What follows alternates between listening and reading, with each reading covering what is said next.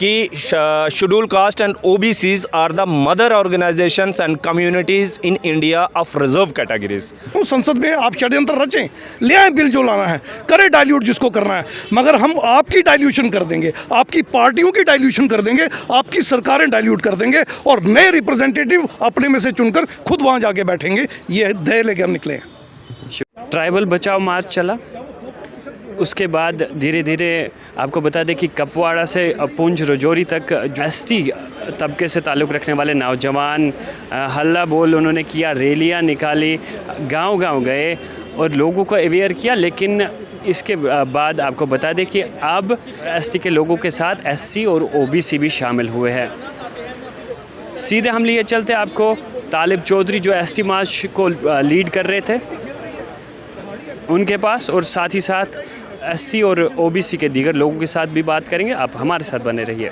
देखिए जनाब, कौन क्या कहता है वो उनका मसला है, लेकिन हमारा जो आज का मसला है, आपने जो कहा कि आपका एसटी बचाओ मार्च था, ये बेसिकली एसटी बचाओ मार्च नाम हमने इसको बेसिकली ट्राइबल बचाओ मार्च इसलिए भी दिया था कि पूरे वर्ल्ड के अंदर जिस तरह से ट्राइबल की पहचान ख़त्म हो रही है, तो हमने बार बार कहा है कि schedule caste and OBCs are the mother organisations and communities in India of reserve categories. तो शेड्यूल कास्ट तो जाहिर है हमारे साथ आएंगे ही आएंगे, क्योंकि हम तो रिजर्व कैटेगरी में शेड्यूल ट्राइब का एक रिजर्वेशन का एक छोटा सा हिस्सा है पूरे देश के अंदर, कुछ 8% के करीब। तो शेड्यूल कास्ट हो, ओबीसी हो, ये ही कॉन्स्टिट्यूशन ऑफ इंडिया के सही में आइडिया ऑफ रिजर्वेशन और आइडिया ऑफ कॉन्स्टिट्यूशन के रखवाले हैं। तो आज ये हमारे साथ खड़े हैं, हम सारे इसलिए खड़े हैं कि आइडिया ऑफ रिजर्वेशन को बचाना है, आइडिया ऑफ इंडिया को बचाना है, आइडिया ऑफ कॉन्स्टिट्यूशन को बचाना है। उसमें फिर रिजर्व कैटेगरीज़ के किसी भी कम्युनिटी का कोई भी इशू हो, जैसे आप यहाँ पे ओबीसी का मसला ले लें, 15 कम्युनिटीज़ को ला के डाल दिया जा रहा है। शेड्यूल कास्ट के अंदर देखिए सभी जितने भी रिजर्व कैटेगरीज़ हैं उनका हमारा सबसे बड़ा मसला है कि रिजर्वेशन एंड प्रमोशन होना चाहिए, नहीं दे रहे। कॉन्स्टिट्यूशन बोलता है दीजिए, वो नहीं दे रहे। और सबसे अहम मसला जो आज की डेट में जो बहुत उबला हुआ है वो ये है कि शेड्यूल ट्राइब के अंदर ट्राइबल जो कैटेगरी है उनके अंदर नॉन ट्राइबल को डालना, ये बहुत ही अफसोसनाक है। और आज हम इसीलिए इकट्ठे हैं कि गवर्नमेंट को इकट्ठे हमने ये पैगाम देने की कोशिश की है।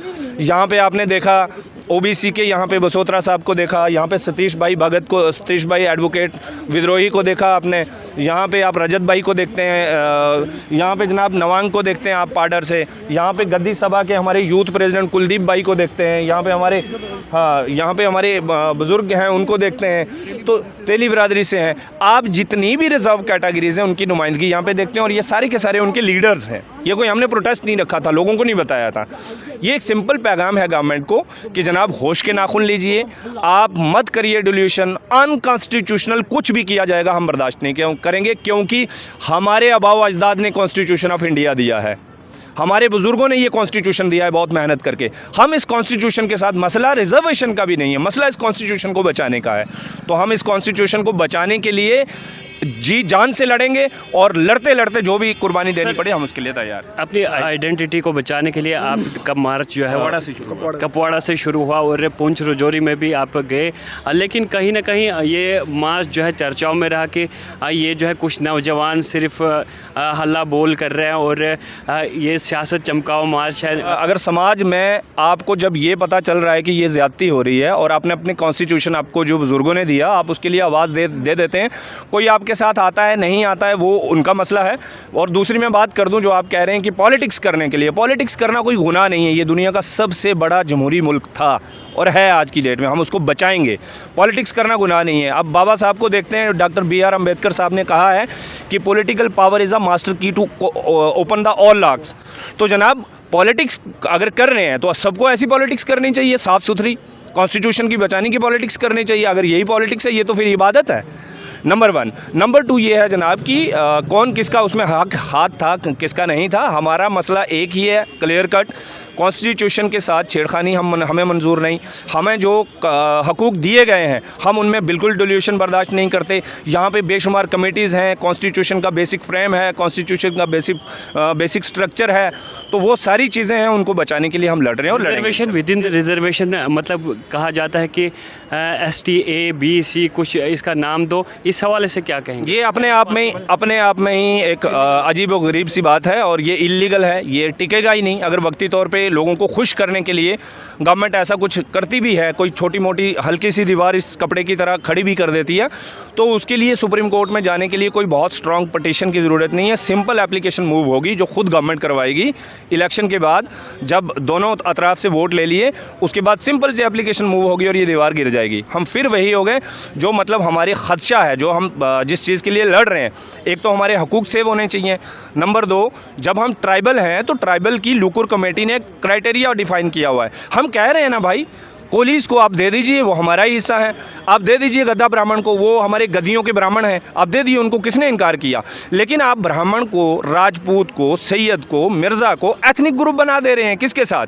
आप बोलते हैं रविंद्र रैना साहब का और मुश्ताक बुखारी साहब का खून का रिलेशन है। एथनिसिटी की डेफिनेशन ये है कि जनाब उसमें ब्लड रिलेशन होना चाहिए। कहाँ से हो गया बताइए आप? मुश्ताक बुखारी साहब का और रविंद्र रैना साहब का और एक सिंह साहब का कहाँ से आपस में? एक अर्बन कंट्री से आया, दूसरा सेंट्रल एशिया से आया, DNA करवा लीजिए। हमारा तो एथनिसिटी सेम है ना, ट्राइबल की अगर हम बात करें। फिर हमारे जो 5 क्राइटेरियाज़ हैं उनमें जो भी आता है आप उसको रखिए।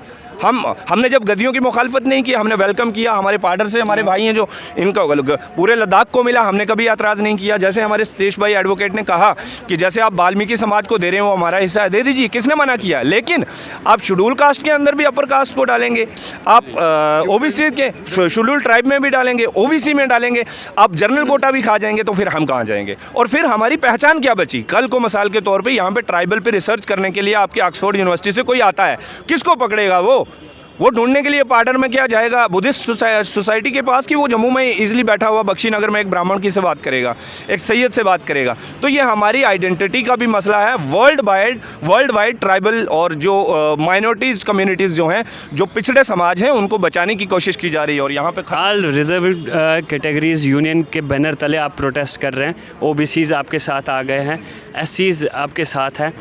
तो अगर आपकी ये बात सुनी नहीं गई, आज जो आपने प्रोटेस्ट किया है, मुस्तकबिल में क्या लाया अमल रहेगा इस यूनियन? पहली बात तो ये प्रोटेस्ट नहीं था, ये ऑर्गेनाइजेशंस के सिर्फ हेड आए हुए थे और ये एक इकट्ठे करके एक पैगाम देना था गवर्नमेंट को कि हम सारे इकट्ठे हैं। कॉन्स्टिट्यूशन के साथ छेड़खानी होगी तो हमें कभी उसको बर्दाश्त नहीं करेंगे, नंबर 1। नंबर 2 ये कि आने वाले वक्त में हमारी कमेटी है, जो हमारे लीडरान हैं, हमारे लोग हैं, जिस तरह से भी तय करेंगे फर्दर कोर्स ऑफ एक्शन क्या होगा, जो भी रोड मैप होगा इंशाल्लाह जल्द आपको बता दिया जाएगा। बहुत शुक्रिया। OBCs और SCs भी STs के साथ जो है शामिल हुए, क्या कहेंगे? आज आप OBC के रिप्रेजेंटेटिव हैं। ये सब ने मिलकर ये बनाया है all reserve categories joint action committee. और जब पैदल मार्च शुरू हुआ था तब भी OBC यहाँ पे एहतजाज कर रहा था। OBC की डाइल्यूशन हो रही थी, 15 नई नाम जातियों में जोड़े जा रहे थे, उसके खिलाफ बहुत बड़ा प्रदर्शन, रैलियाँ चल रही थी। SC की रिजर्वेशन प्रमोशन का मसला, और जो SC वहाँ बैठे हैं अम्बेडकर चौक में, उनको लेके भी यहाँ पे एहतजाज चल रहे थे। तो अलग अलग SC ST OBC अपने अपने एहतजाज कर रहे थे। आज एक नई चीज़ हुई और आज हमारे लिए बहुत बड़ा दिन है कि हम सब रिजर्व कैटेगरी के लोग एक प्लेटफॉर्म पे इकट्ठा हो गए हैं। अब हम यूनाइट होकर इस सिस्टम के खिलाफ, LG एडमिनिस्ट्रेशन के खिलाफ, सेंट्रल गवर्नमेंट के खिलाफ, मोदी शाह गवर्नमेंट के खिलाफ, भाजपा के खिलाफ एकजुट होकर लड़ने के लिए इकट्ठा हुए हैं। ये आज नई बात हुई है। सर, पार्लियामेंट का विंटर सेशन चल रहा है, क्या कहेंगे? क्या ये कुछ कैटेगरीज में एडिशन, ये जो है बिल पास होगा? देखिए, हुआ तो आपका OBCs का इस पे क्या रद्द अमल रहेगा? देखिए, पार्लियामेंट सुप्रीम है, हम जानते हैं, लेकिन पार्लियामेंट के बाहर एक और सुप्रीम दायरा है, भारत की जनता। हम भारत की जनता के बीच में से निकले रिप्रेजेंटेटिव हैं। पार्लियामेंट हमसे ऊपर नहीं जा सकती। हम चुन के भेजेंगे तो पार्लियामेंट बनेगी। जो पार्लियामेंट में ये एक बहुत बड़ी साजिश हो रही है ST के साथ, पूरे OBC और SC इनके साथ कंधे से कंधा मिलाकर आज खड़े हैं। अगर ऐसा हुआ तो जो भी फैसला मिलजुल कर लेंगे वो इस वक्त सत्ता में बैठे हुए लोगों को बदखल करने के लिए काफ़ी बड़ा फैसला होगा। तो मैं ये चेताना चाहता हूँ, संसद में आप षड्यंत्र रचें, ले आए बिल जो लाना है, करें डाइल्यूट जिसको करना है, मगर हम आपकी डाइल्यूशन कर देंगे, आपकी पार्टियों की डाइल्यूशन कर देंगे, आपकी सरकारें डाइल्यूट कर देंगे और नए रिप्रेजेंटेटिव अपने में से चुनकर खुद वहाँ जाके बैठेंगे। ये ध्येय लेकर हम निकले हैं। शुक्रिया। और हमारे साथ एससी के भी एक रिप्रेजेंटेटिव है और अपने एससी के लोगों की बात कर रहे हैं। क्या कहेंगे जो आज एसटी के लोग जो है वो सड़कों पे, एससी के लोग सड़कों पे हैं, ओबीसीज के लोग जो है वो सड़कों पे हैं, किस तरह से देखते हैं आप? देखिए, जिस तरह से जो फैसले लिए जा रहे हैं, एंटी पीपल जो फैसले लिए गए हैं सरकार द्वारा, एलजी एडमिनिस्ट्रेशन द्वारा, और ख़ास करके केंद्र सरकार जिस तरह से वो फैसले ले रही है, एंटी पीपल जो पॉलिसी इख्तियार कर रही है, वो अपने आप में ही बड़ी शर्म की बात है। और हम जैसे लोग जो एक मार्जिनलाइज कम्युनिटी से जो आते हैं, एससी एसटी ओबीसी बैकग्राउंड से जो आते हैं, जो सदियों से जो हाशिए पे गया हुआ समाज था, हम उस समाज का हिस्सा हैं। अगर हमारे हक अधिकारों के ऊपर, जिसका मतलब हम सदियों से हमने जो चीज़ बर्दाश्त की, हमें मुख्यधारा का हिस्सा बनाने के लिए ये रिजर्वेशन पॉलिसी लाई गई थी। और आज देखिए रिजर्वेशन पॉलिसी को डाइल्यूट किया जा रहा है, ख़त्म किया जा रहा है, और जो ऑलरेडी से जो प्रिविलेज्ड क्लास है उन लोगों को बीच में शामिल किया जा रहा है। तो ये रिजर्वेशन का जो मेन मकसद था, जो क्रक्स था, वो ख़त्म किया जा रहा है। क्योंकि बाकी सभी को शामिल कर दोगे तो रिजर्वेशन रखा कहाँ पे? क्या मकसद है? क्या उसका मतलब कि उसका फ़न क्या है रिजर्वेशन रखने का? जब 1994 में जब ये मंडल कमीशन जब बना, इंदिरा साहनी जजमेंट जब आती है, उसके बीच में सुप्रीम कोर्ट ये कहता है कि भाई 50% से ऊपर जो आगे रिजर्वेशन नहीं जा सकता। जब इनके हक अधिकारों की बात आती है, जो इंदिरा साहनी जजमेंट लेके आ जाते हैं, लेकिन जब यहाँ पे EWS का जो अभी थोड़े दिन पहले फैसला आता है, वहाँ पे इंदिरा साहनी की जजमेंट को कूड़े का ढेर बना दिया जाता है। और यहाँ पे सुप्रीम कोर्ट ये कहती है कि भाई 50% से आगे जाके आप लोग 50% से आगे रिजर्वेशन जा सकता है। तो ठीक है, अगर आपका यही रवैया है, आपने इंदिरा साहनी जजमेंट को भी ख़त्म कर दिया और आप ये कह रहे हैं कि आप आगे रिजर्वेशन 50% से आगे जा सकती है, तो हम ये मांग करते हैं कि जितनी भी ओबीसीज़ की जो कम्युनिटीज़ हैं उनका कास्ट बेस्ड सेंसस किया जाए। एससी की जो जितनी भी कम्युनिटीज़ हैं, एसटी की जो एथनिक जो हमारे ग्रुप्स हैं, उनकी कास्ट बेस्ड इनका सेंसस किया जाए। और बताइए, रिजर्वेशन आप रख लीजिए, और जितना हमारा रिप्रेजेंटेशन बनता है, जितनी तादाद में हम लोग हैं, एससी एसटी ओबीसी जितनी तादाद में हमें हमारा उतना रिजर्वेशन दिया जाए। ये 27% रिजर्वेशन देकर या एसटी को 8% हमें ये रिजर्वेशन देकर ये चुप कराने की ये दिया जाता है, झुंझुना दिया जाता है। तो इसको आप ख़त्म कर दीजिए, ये आँख बिचौनी बंद कर दीजिए। जितना हमारी पॉपुलेशन है, हमारे हक अधिकार हैं, उतनी जितनी पॉपुलेशन के हिसाब से हमें हमारा रिजर्वेशन दीजिए। जितना हमारे 60% का हम मांग करते हैं ओबीसी, तो आप दीजिए, कास्ट बेस्ड सेंसस कीजिए, जितनी तादाद है उतना हमें रिजर्वेशन दीजिए। हमें 15% रिजर्वेशन दीजिए एससी को, वो एसटी की जितनी तादाद है उसी हिसाब से उनका रिजर्वेशन दिए जाए। मैं ये कहना चाहता हूँ, और हमारा अम्बेडकर युवा संगठन इस पर तटस्थता से खड़ा है। और अगर ये नहीं होता, आने वाले टाइम में हम आंदोलन उग्र करने वाले हैं।